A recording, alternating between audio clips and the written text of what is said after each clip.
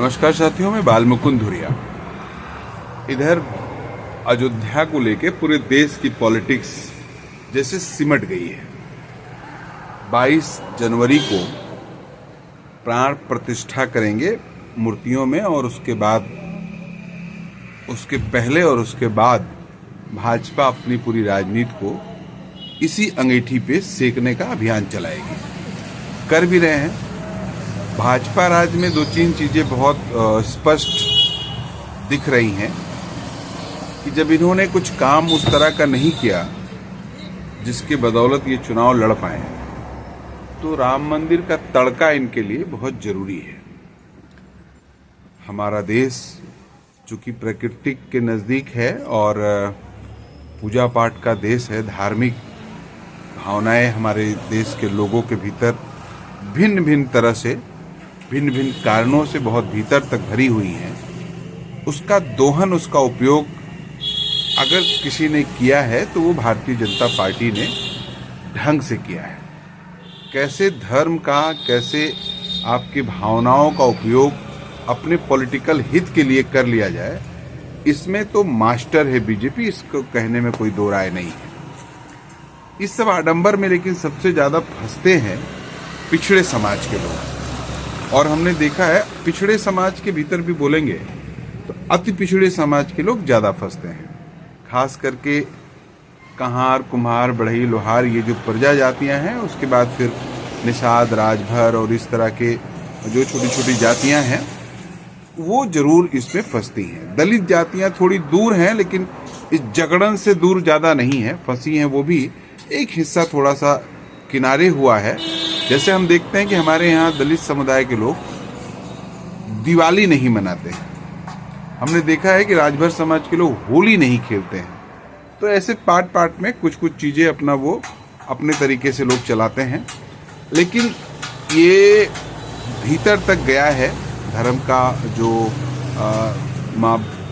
पूरा गुणागणित है वो लोगों के भीतर तक गया है। अति पिछड़े समाज का जो इसमें फंसने की बात मैं कह रहा हूँ, अभी कई गांवों में मैं गया, लोगों से बातचीत किया, तो लोगों का कहना है कि भाई क्या गड़बड़ है, सरकार तो ठीक ही कर रही है, राशन उसन दे रही है और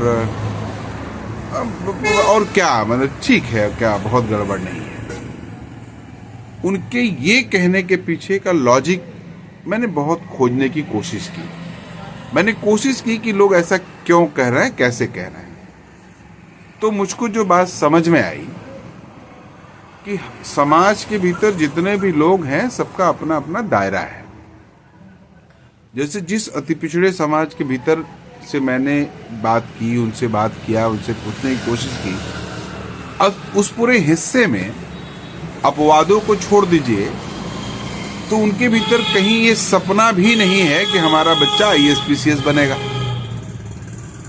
उनके भीतर ये सपना भी नहीं है कि हमारा लड़का MBBS डॉक्टर बनेगा, हमारे लड़के को कोई बड़ी सी नौकरी मिलेगी।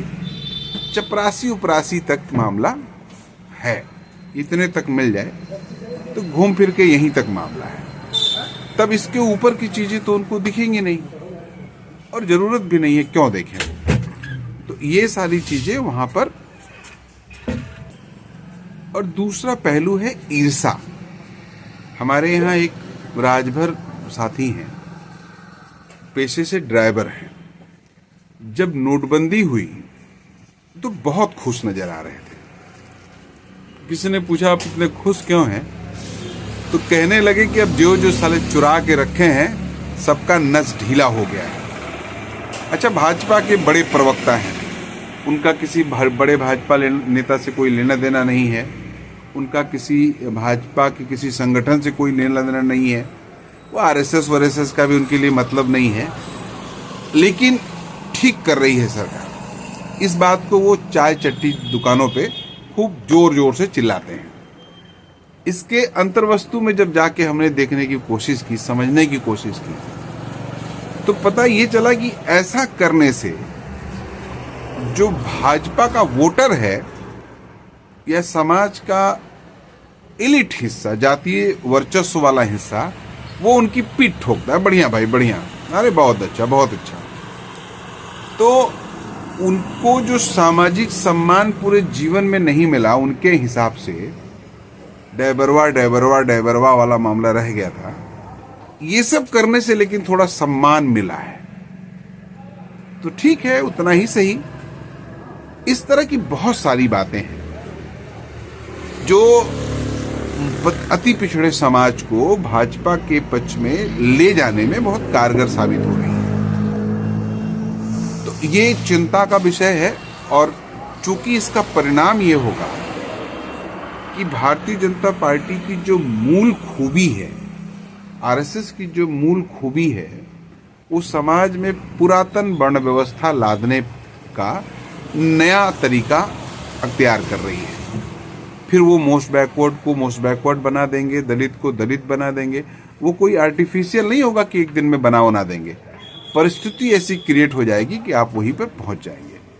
इससे बाहर निकालना, इससे बचना, यही जरूरी है, और इसीलिए भारतीय जनता पार्टी को बाहर करना है।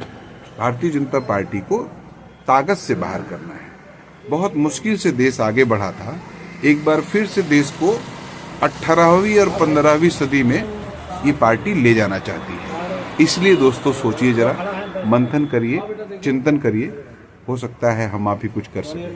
नमस्कार।